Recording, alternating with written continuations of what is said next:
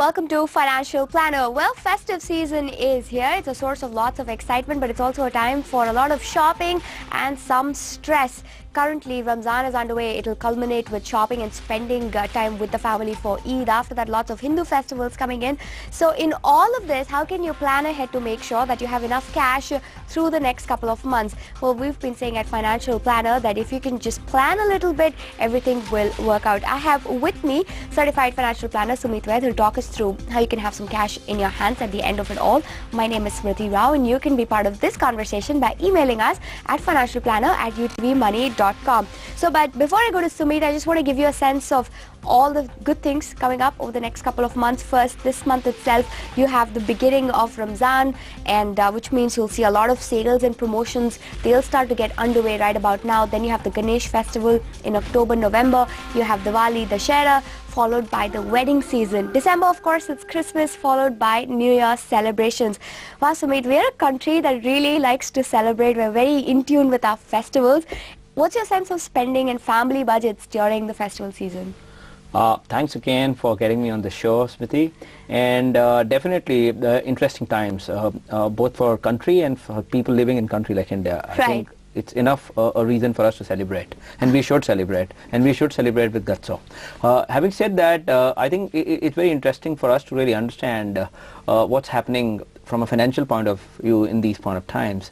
And in terms of financial things, there's a term which I have coined, and we use it very often with our clients, which is known as guilt-free shopping. Guilt-free shopping, that's yes. Right. You plan for it and then you can spend. That's what, what you need to do is, these are the times to spend money. These are the times to spend money, even from a perspective that when you spend in these times, more money comes to you. So these are the sayings which Indians believe in, and we don't want to stop them from doing that. The only word which we want to really introduce to them in this concept is make sure it is guilt-free. It is guilt-free. That's right. Right. So, and I just want to talk about the sort of spending that families go through. It's not just for themselves in terms of new clothes and, buying stuff for the kids, but also nowadays with conspicuous consumption, you're faced with sales everywhere and there are electronic appliances flying off the shelf. Yep. And, you have these marketing wars, and who can blame a family for wanting to buy these things? That's true, but impulsive purchase, I think, is bad for families, and more so we are realizing it, that more and more families are also realizing it. In fact, to give it to Indian families, they more than impulsive purchasers, they've become bargain hunters. And the problem is you get bargains dime a dozen during this season. That's true. Lots of bargains, lots of malls having shopping festivals, That's so you can shop till you drop. Yeah. So between all of this, how can you budget for festivals? The first and foremost, so let's go back to the guilt-free shopping. What guilt-free shopping really means is you're shopping with the amount which is meant for shopping. You're not cutting down your savings. You're not going and dipping into your investments which are for other dreams and goals of yours. But you have designated amount which you have kept aside, which you have planned aside, which you have saved aside for some period of time, which you just go and spend without having any guilt, without borrowing any money on a credit card or any short-term kind of loan itself to purchase any kind of goods which you want. So emphasis is on designated amount which you have planned or plan to do something on that basis itself and only spend that. So you were saying basically in so many words that have a festival fund, as it were, because the next couple of months are just going to be just festivals and celebrations. So when does one start saving for something like that? Actually, let's look at the other way around. Instead of saying it's a festival fund, look at it as festival expenses. Okay, because in a financial plan, it's both the streams are very important, your income as well as expenses itself. So what we want to articulate is when you are preparing a plan in these 3 or 4 months, increase your expenses. Increase your expenses whereby you have planned your saving throughout the year in a way that in these 3 months, my savings will be zero or almost close to zero or lesser than what I was saving earlier. Right. In other words, earlier months should be much more loaded towards savings than towards expenses. These 3 months should be loaded more towards expenses than towards savings to balance it out. It's much more easier to do than to say, okay, I'll plan 2 years in advance what I'm going to spend during a festival season 2 years down the line. That's not going to happen. Not practical. Right. Plus you have inflation, crazy numbers over there. So none of that money is actually going to make sense a couple of months down the line. Well, we still have a lot to talk about, including gold. It's a festival season, so we like to buy our jewelry and deck up and dress up and go visiting relatives. So should you be buying gold? We'll ask Sumit what he thinks. And what about gold ETFs with the rally in the yellow metal? How can you be part of that? And what does this mean for your investment? That's coming up.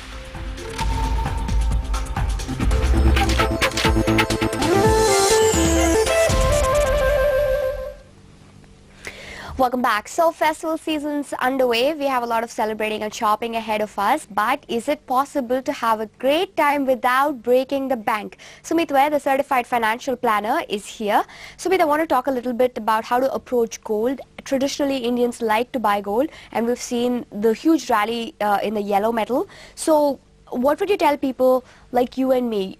I don't necessarily have an inclination to buy jewelry, but I still want to participate in the yellow metals rally. How can I do that? To answer this emotional question for Indians, which is buying gold, I'll wear a objective financial planner's hat, okay, and answer it from that perspective.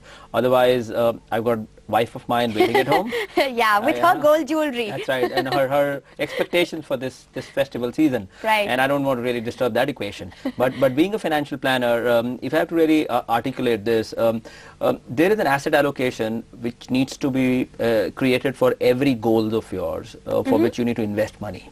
So let's say retirement is my goal, which I'm planning for over the next period of 20 years. For that, I need to save certain sum of money every month to achieve that goal. For that, there is an asset allocation which is between equity, debt, and commodities like gold.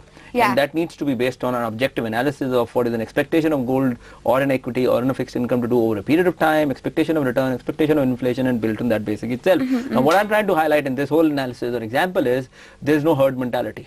You don't go and create an asset because everybody's talking about it. Right. So basically you're saying what you decide to do about gold, whether you want to buy it, whether you want to buy it as jewelry, or whether you want to invest it in any other way, is totally dependent on what your own financial goals are, and that should not be driven by what you see on business channels or what the market says about the way gold has been moving. That's right. The only one difference to that will be, yes, many families have a view of gold in terms of auspicious nature of gold during festival season. From a jewelry perspective, I think they should go ahead, provided it is budgeted.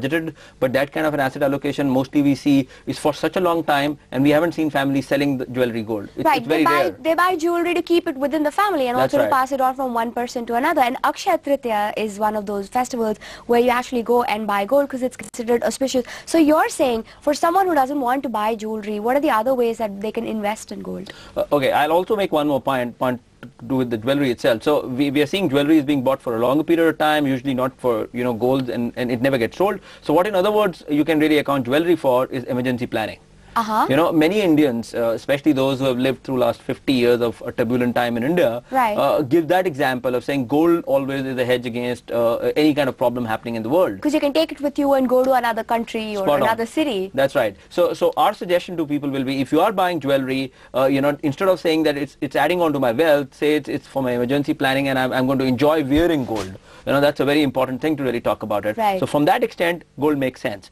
So asset allocation, that's the first part. If gold is being bought from an investment point of view, it should fit into emergency planning more than any other kind of an asset allocation which you're trying to do moving forward. Now comes the view on gold. So what do we see a gold to give as an asset class over a period of time? Now, if you look at gold, it's almost becoming pretty topical for a very long period of time. We have seen gold rally after a very long period of lull.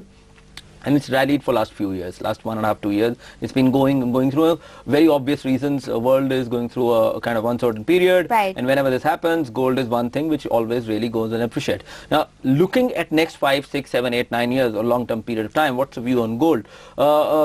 Definitely the uncertain times will continue. And for some more time, if that happens, gold should definitely give returns. But a bigger question we Indians need to ask is, what is going to be gold return in rupee cents? That's true. And they're also saying in dollar cents that they're expecting the gold to move up to about $2,000 an ounce. That's over the next decade or so. But like you said, for an Indian, what does that mean? What does that mean for a person like me? What about gold ETFs then? Should we completely discount it, or is this something that we should be looking at actively? What would you tell someone who's never heard of the word ETF? How would you describe it to them? So let's start with the first question first. In terms of gold as an asset class, is it a good time to really invest in gold and stuff like this? We don't know what gold price is going to be, but gold over a period of time has shown definite resilience and definite return over a longer period of time, not over a shorter period of time. So it does require some kind of respect in terms of asset allocation. It depends upon every financial planner, every investment bank's point of view, but gold can definitely be looked at as an important commodity based on each fund house view, whether it should be 5% 10% allocated in every portfolio. Right. Once you have decided gold as an asset allocation in terms of percentage, now the next question is, what should that investment be in? Should I go and buy a physical gold in form of a coin or a biscuit or jewelry, or Right. should I go and invest in paper? When you talk about paper, So wait, we are going to come to that point in just a little bit. I have to take a break right now, but we'll continue this great discussion right after this.